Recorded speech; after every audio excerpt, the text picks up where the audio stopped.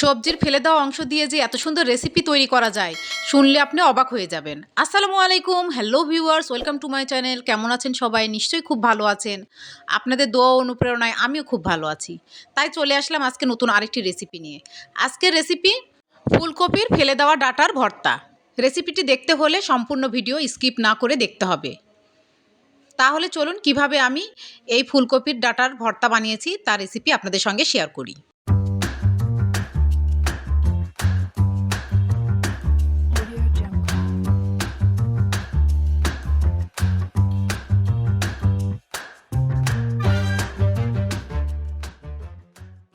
ফুলকপি থেকে একটি নাইফ দিয়ে এভাবে ফুলকপির ডাঁটাগুলোকে আলাদা করে নিলাম। এই ডাঁটাগুলোকে ভালোভাবে ধুয়ে কুচি কুচি করে কেটে নিয়েছি। কেটে রাখার ফুলকপির ডাঁটা কুচিগুলোকে ভালোভাবে বয়েল করতে হবে, তার জন্য একটি কড়াই চুলায় বসিয়ে দিলাম। এবার সম্পূর্ণ ডাঁটা কুচিগুলো কড়াইয়ের মধ্যে ঢেলে দিলাম। 3 কাপ পরিমাণ গরম পানি ঢেলে দিলাম। 1 চামচ লবণ দিলাম। নেড়েচেড়ে মিক্সড করে দিলাম। কিছু ধনিয়া পাতা এবং পেঁয়াজের পাতা অ্যাড করে দিলাম। এবার ঢাকনা দিয়ে ঢেকে দিলাম। ভর্তা তৈরি করার জন্য 2টি বড় সাইজের পেঁয়াজ কুচি করে কেটে নিয়েছি, কয়েক টুকরো রসুন কুচি করে কেটে নিয়েছি, ধনিয়া পাতা কুচি করে কেটে নিয়েছি এবং কয়েকটি কাঁচামরিচ কুচি করে কেটে নিয়েছি এবং 2টা গোটা শুকনো মরিচ নিয়েছি। ভর্তার টেস্ট বাড়ানোর জন্য 1/2 কাপ চিংড়ি মাছ নিয়েছি। এই চিংড়ি মাছগুলোকে পেস্ট করে নিব। ঢাকনা খুলে দেখে নেই ফুলকপির ডাঁটাগুলো বয়েল হয়েছে কি না। চেক করে দেখলাম আরেকটু বয়েল হবে, সেজন্য আবার ঢাকনা দিয়ে ঢেকে দিলাম। 10 মিনিট পর ঢাকনা খুলে আবার উল্টে পাল্টে দিলাম। নিচের পানিটা শুকিয়ে গেছে, ভালোভাবে বয়েল হয়ে গিয়েছে। ফুলকপির ডাঁটাগুলো বয়েল হতে টাইম লাগে, আমার 40 মিনিট টাইম লেগেছে। এবার চুলা থেকে নামিয়ে নিলাম আর এগুলোকে পেস্ট করে আনলাম। এবার ভর্তা বানানোর জন্য একটি কড়াই চুলায় বসিয়ে দিলাম। 2 টেবিল চামচ পরিমাণ সরিষার তেল দিলাম। 1/2 চামচ কালো জিরা ফোড়ন দিলাম। গোটা 2টি শুকনো মরিচ তেলের মধ্যে দিয়ে দিলাম। এই শুকনো মরিচ 2টি তেলের মধ্যে ভেজে আমি তুলে নিব।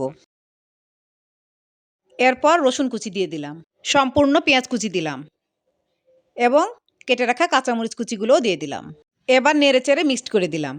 পেঁয়াজ কুচিগুলোকে খুব বেশি ভাজবো না, পেঁয়াজের কাঁচা গন্ধ চলে গেলেই ফুলকপির ডাঁটার পেস্ট ঢেলে দিলাম। নেড়েচেড়ে উল্টে পাল্টে দিচ্ছি। ভালোভাবে তেলের সঙ্গে মিশিয়ে দিতে হবে। ভালোভাবে মিক্সড করা হয়ে গেলে চিংড়ি পেস্ট ঢেলে দিলাম। এবার এই চিংড়ি পেস্টকে খুব ভালোভাবে ফুলকপির ডাঁটা পেস্টের সঙ্গে মিশিয়ে দিতে হবে। এখন অনবরত নাড়তে থাকতে হবে। আর ফুলকপির ডাঁটা পেস্ট থেকে একটা পানি বেরিয়েছে, সে পানিটা না শুকানো পর্যন্ত ভেজে নিতে হবে। বাই দ্য ওয়ে, আমি রুথি। আমার চ্যানেলে নতুন হয়ে থাকলে প্লিজ সাবস্ক্রাইব করবেন, পাশে থাকা বেল নোটিফিকেশন অল সিলেক্ট করে রাখবেন, তাহলে যখনই আমি নতুন ভিডিও আপলোড করব তার নোটিফিকেশন সবার আগে আপনার কাছে পৌঁছে যাবে। লাইক, কমেন্ট এবং শেয়ার করবেন। আপনাদের একটি লাইক আমার ভিডিও অনেকজনের কাছে পৌঁছে দিবে, আমাকে এগিয়ে যাওয়ার সুযোগ করে দিবেন। যারা ফেসবুক ও ইনস্টাগ্রাম থেকে দেখছেন প্লিজ পেজটাকে ফলো দিয়ে রাখবেন, লাইক, কমেন্ট এবং শেয়ার করবেন।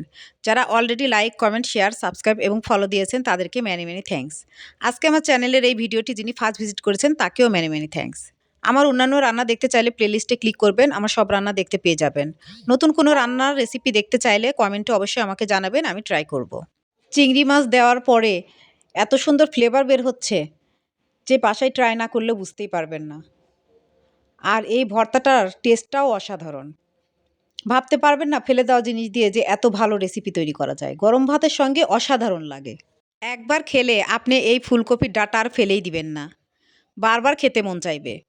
আমার রেসিপিটি ফলো করে বাসায় অবশ্যই একবার ট্রাই করবেন। আশা করি খুব ভালো লাগবে এবং কমেন্টে আমাকে জানাবেন আমার রেসিপিটি কেমন হয়েছে। এ পর্যায়ে স্বাদ অনুযায়ী লবণ দিলাম। বয়েল করার সময়ও আমি লবণ দিয়েছিলাম। 1/2 চামচ হলুদ গুঁড়া দিলাম। এবার নেড়েচেড়ে ভালোভাবে মিক্সড করে দিলাম। 1/2 চামচ চিনি দিলাম। চিনি না দিলে তো ভর্তার টেস্টই আসবে না, আপনারা না চাইলে স্কিপ করতে পারেন। আবার নেড়েচেড়ে মিক্সড করে দিলাম। ভেজে রাখা শুকনো মরিচ ক্র্যাশ করে দিলাম। আবার নেড়েচেড়ে মিক্সড করে দিলাম। দেখুন ভর্তাটা নাড়তে নাড়তে আঠালো ভাব চলে এসেছে, কড়াই থেকে এখন ছেড়ে ছেড়ে আসছে। যখন কড়াই থেকে এরকমভাবে ভর্তাটা ছেড়ে ছেড়ে আসবে তখন বুঝতে হবে ভর্তাটা রেডি হয়ে গিয়েছে। সামান্য পরিমাণ ধনিয়া পাতা কুচি ছড়িয়ে দিলাম। আবার নেড়েচেড়ে ভালোভাবে মিক্সড করে দিলাম। ভর্তাটা দেখে জিভে জল চলে আসছে। খেতে যে এত টেস্টি হয়েছে, আর চিংড়ি মাছের স্মেল, ধনিয়া পাতার স্মেল মিলেমিশে একাকার হয়ে গিয়েছে। ভর্তাটা অলমোস্ট রেডি, এবার আমি পরিবেশন করে দেখাচ্ছি। এই অসাধারণ ভর্তা গরম ভাতের সাথে খেতে দুর্দান্ত লাগে। রেডি হয়ে গেল ফুলকপি ডাঁটার অসাধারণ ভর্তা রেসিপি। নিউ ভিডিও দেখার ইনভাইট করে আজকে বিদায় নিচ্ছি। ভালো থাকবেন, ভালো রাখবেন, আমার জন্য দোয়া করবেন। আল্লাহ হাফেজ।